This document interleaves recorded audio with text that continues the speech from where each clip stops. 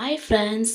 சின்ன மருமகள் சீரியல்ல அப்பதான் நிச்சயதார்த்த தட்ட தூக்கி எறிஞ்சிட்டு தமிழோட வீட்டுக்கு போயிடுறாங்க. அங்க தமிழ் செல்வி வெளிய வந்துட்டு பார்த்தீங்கன்னா, "அப்பத்தா நீங்க எப்படி தனியாவா வந்தீங்க?" அப்படின்றாங்க. "ஆமாடி நான் தனியா தான் வந்தேன்.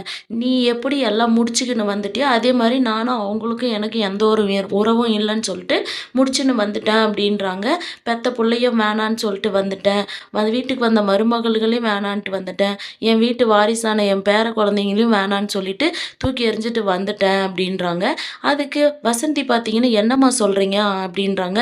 "ஆமா, இந்த வயசானவ பேச்ச எதுக்கு கேட்கணும்னு சொல்லிட்டு தானே அவங்க அவங்க இஷ்டத்துக்கு நிச்சயதார்த்தத்த நிப்பாட்டாம பண்ணின்னு இருக்காங்க. நான் எதுக்கு அந்த வீட்ல இருக்கணும் அப்படின்னு சொல்லிட்டு தான் நான் வந்துட்டேன்" அப்படின்றாங்க.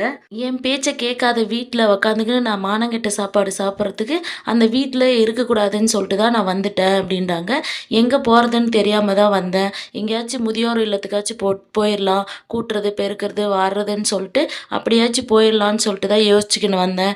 என் மனசுல ஒரு ஓரமா உன் பேத்தி தமிழ்ச்செல்வி இருக்கா, அவகிட்ட போ, அவ பார்த்துப்பா அப்படின்ற மாரி என் மனசு சொல்லுச்சு. அதனால தாண்டி நான் உன்கிட்டக்கு வந்தேன் தமிழ்ச்செல்வி" அப்படின்னு பாட்டி அழுறாங்க. "நான் செத்தாலையும் என்னோட பொணம் இருக்கிற பக்கம் கூட திரும்பி பார்க்காதீங்கன்னு சொல்லிட்டு நான் வந்துட்டேன்டி தமிழ்ச்செல்வி" அப்படின்னு அழுறாங்க. தமிழ்ச்செல்வி கிட்ட பார்த்தீங்கன்னா, "உன்னோட வீட்ல இருக்க எனக்கு இடம் குடுப்பியா?" அப்படின்றாங்க. "இந்த வயசான கேள்வி நமக்கு எதுக்கு அப்படின்னு சொல்லிட்டு வேணான்னு சொல்லிடுவியா நீயும்?" அப்படின்றாங்க. "எனக்கு 3 வேள கஞ்சி ஊத்தாத, எனக்கு 1 வேள கஞ்சி ஊத்து. நான் அத குடிச்சுக்கிட்டு இந்த வீட்டோட மூலையில ஒரு ஓரமா மான மரியாதையோட நான் வாழ்றேன்" அப்படின்ற மாரி பாட்டி அழுந்துக்கின்னே கேட்குறாங்க.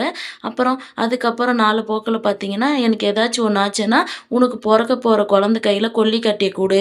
அந்த குழந்தை எனக்கு கொல்லி வைக்கட்டும். அந்த என்னோட கட்ட நல்லா வெந்துடும்" அப்படின்ற மாரி சொல்றாங்க. தமிழ்ச்செல்வி பார்த்தீங்கன்னா, எதுவுமே பேசாம அழுந்துக்கின்னே அப்பத்தா கைய புடிச்சுக்கின்னு நிக்கிறாங்க. அப்பத்தா பார்த்தீங்கன்னா, "இந்த அனாதைக்கு மடிப்பிச்சை குடும்மா" அப்படின்னு சொல்லி அழுறாங்க. தமிழ்ச்செல்வியும் பார்த்தீங்கன்னா, "ஏன் அம்மாச்சி இப்படி பண்றீங்க? இந்த வீட்ல உங்களுக்கு இல்லாத உரிமையா? இது உங்க வீடு வாங்க" அப்படின்னு சொல்லிட்டு, "அப்பா, அம்மா வர சொல்லுங்க அம்மாச்சிய. அவங்க அழுறாங்க பாருங்க" அப்படின்றாங்க. அவங்களும் பார்த்தீங்கன்னா வந்துட்டு, "வாங்கம்மா, இது உங்க வீடு. உங்க இஷ்டமா நீங்க இருக்கலாம்" அப்படின்ற மாரி அப்பத்தாவ வீட்டுக்கு கூட்டு போறாங்க. இங்க ஈஸ்வரி பார்த்தீங்கன்னா, "ஏமாம்மா, இந்த ஊர்ல யாரும் பண்ணாத தப்பவா நாம பண்ணிட்டோம்? ஏதோ சின்ன சிறுசுங்க ஆசைப்பட்டுருச்சுங்க. நிச்சயதார்த்தம் தானே பண்ணோம். அதையும் நடக்கூட்டாம பண்றதுக்கு எப்படியெல்லாம் பண்ணா பார்த்தீங்களா?" அப்படின்றாங்க. "முதல் பொண்டாட்டி இருக்கும்போது 2வது கல்யாணம் பண்றது தான் தப்பு. நிச்சயதார்த்தம் பண்றது கூடவா தப்பு? ஏன் சேது? முதல்லேருந்தே மாமாவ தமிழ்ச்செல்வி அசிங்கப்படுத்தணுன்னே குறிக்கோளா இருக்காளே" அப்படின்ற மாரி சேதுவ கேட்குறாங்க. "ஃபர்ஸ்ட்டு கல்யாணம் பண்ணணும் அப்படின்னும்போது, இந்த வீட்டு மருமகளா வர்றதுன்னா பள்ளிக்கூடம் போக்கூடாதுன்னு சொன்னாங்க. கல்யாணத்துக்கு முன்னாடியே போலீஸுக்கு கால் பண்ணிட்டா. அதுக்கப்புறமும் எல்லார் பேச்சையும் கேட்குற மாரி எல்லார்கிட்டயும் நல்ல பேர் வாங்குனா. அப்புறம் மாமா இந்த விஷயத்த செய்யாத அப்படின்னு சொல்லும்போதும், நான் இத தான் செய்வேன்னு சொல்லி செஞ்சு மாமாவ போலீஸ் ஸ்டேஷனுக்கு அனுப்பிச்சு வச்சா. சரி, அத மட்டும் அசிங்கப்படுத்துனது இல்லாம, தேர்தல்ல உன்னை எதிர்த்து நின்றா மாமா அசிங்கப்படுவாங்கன்னு சொல்லிட்டு, தேர்தல்லயும் உன்னை எதிர்த்து நின்றா. அதுலயும் அசிங்கப்படுத்துனா. இப்ப இந்த நிச்சயதார்த்தத்த நிறுத்துனா, மாமா அசிங்கப்படுவாங்கன்னு தெரிஞ்சே இந்த நிச்சயதார்த்தம் நிப்பாட்டியிருக்கா அப்படின்னு சொல்லிட்டு சேதுவ கேட்குறாங்க ஈஸ்வரி. இதுக்கு சாவித்திரி பார்த்தீங்கன்னா, "ஏன் மதனி, ஏன் இப்படி பொய் சொல்றீங்க? ஃபர்ஸ்ட்டு விவாகரத்து வாங்கலாம். அதுக்கப்புறமா இந்த நிச்சயதார்த்தம் நடத்தலாம் தான்னு சொல்லி எல்லாரும் பேசினோம். ஆனா நாம தான் நிச்சயதார்த்தம் நடத்தியே ஆகணும் அப்படின்னு சொல்லிட்டு நம்ம நிச்சயதார்த்தத்துக்கு ஏற்பாடு பண்ணோம். அவ என்ன பண்ணா வந்து என் கணக்க முடிச்சு விட்டுட்டு, நீங்க ஏதாச்சும் பண்ணிக்கோங்கன்னு தானே சொன்னா. அவ என்ன தப்பு பண்ணா மதினி?" அப்படின்னு சொல்லிட்டு சாவித்திரி கேட்குறாங்க. அதுக்கு ஈஸ்வரி பார்த்தீங்கன்னா சாவித்திரிய, "ஓ, நீ அவ ஆளா? அவ சொல்ற மாரி நீ கேட்டுன்னு இருக்கியா?" அப்படின்னு சொல்லிட்டு கேட்குறாங்க. அதுக்கு சாவித்திரி பார்த்தீங்கன்னா, "அண்ணன் பார்த்தீங்களா அண்ணன்? நான் வந்து தமிழ்ச்செல்வி ஆளுன்னு சொல்லிட்டு மதனி சொல்றாங்க. இதெல்லாம் பார்த்துக்கின்னு கப்புன்னு இருக்கீங்க" அப்படின்றாங்க. அதுக்கு ஈஸ்வரி பார்த்தீங்கன்னா, "நாங்க அப்படி சொல்லல. நீ பேசுற பேச்சில் தான் தமிழ்ச்செல்வியோட ஆளா இருக்கிற மாரி தெரியுது" அப்படின்றாங்க. அதுக்கு "மதனி" அப்படின்னு சொல்லிட்டு சாவித்திரி கத்துறாங்க.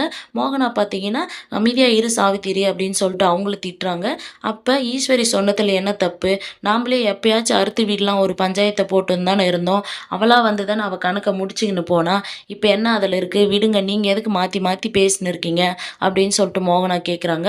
அதுக்கு சேதுவும் பார்த்தீங்கன்னா, "ஆமா சின்னம்மா, எனக்கும் இந்த நிச்சயதார்த்தம் அவள அறுத்து கழிக்காம நிச்சயதார்த்தம் பண்றோமேன்னு ஒரு பக்கம் எனக்கு ஃபீலிங்கா இருந்துச்சு. இப்ப அவளே அறுத்து கழிச்சுன்னு போம்போது, எனக்கு என்னோட நிச்சயதார்த்தம் நடந்ததுல எனக்கு சந்தோஷம் தான்" அப்படின்றாங்க. அப்புறம் சேது பார்த்தீங்கன்னா, அவங்க அப்பா கிட்ட, "சாரிப்பா, என்னால தான் உங்களுக்கு இவ்ளோ அசிங்கம்" அப்படின்றாங்க. "அப்படியெல்லாம் இல்லப்பா. உங்க சின்னம்மா சொல்றது தான் கரெக்ட்டு. அவ எல்லா விஷயத்திலயும் நம்மள அசிங்கப்படுத்தலான்னு தான் இருந்திருக்கா. அவள அறுத்து கழிச்சது மேலு தான் வீடு" அப்படின்ற மாரி ராஜாங்கமும் சொல்றாங்க. "எனக்கு அதெல்லாம் பிரச்சனை இல்ல. என் என் ஆத்தா இந்த வீட்ல உக்காந்து எல்லாரையும் ராஜாங்கம் ஆளும். இப்ப என்னோட ஆத்தா இல்லையே அப்படின்ற ஃபீலிங் தான் எனக்கு இருக்கு அப்படின்னு சொல்லிட்டு அவங்களும் அழுறாங்க. அதுக்கு சேது பார்த்தீங்கன்னா, தமிழ்ச்செல்வி தான் கால் பண்ணி அழுந்திருப்பா. அதுக்கு தான் அப்பத்தா இப்படி நடந்துன்னு இருக்காங்க. நீங்க ஃபீல் பண்ணாதீங்கப்பா. நாளைக்கு இவ்வளோ நேரத்துக்குள்ள அப்பத்தாவ நான் வீட்டுக்கு கூட்டு வந்துடுறேன் அப்படின்னு சொல்றாங்க. இங்க தமிழ்ச்செல்விக்கு டாக்டர் ஃபோன் பண்ணி, "உனக்கு பெஸ்ட் ஸ்டூடண்ட்டுக்கான அவார்டு நாங்க காலேஜ்ல குடுக்க போறோம்" அப்படின்னு சொல்றாங்க. அவங்களும் பார்த்தீங்கன்னா, சந்தோஷமா அவங்க தங்கச்சிகிட்ட சொல்றாங்க. அவங்க அப்பா, அம்மா எல்லாரையும் கூப்பிட்டு சொல்றாங்க.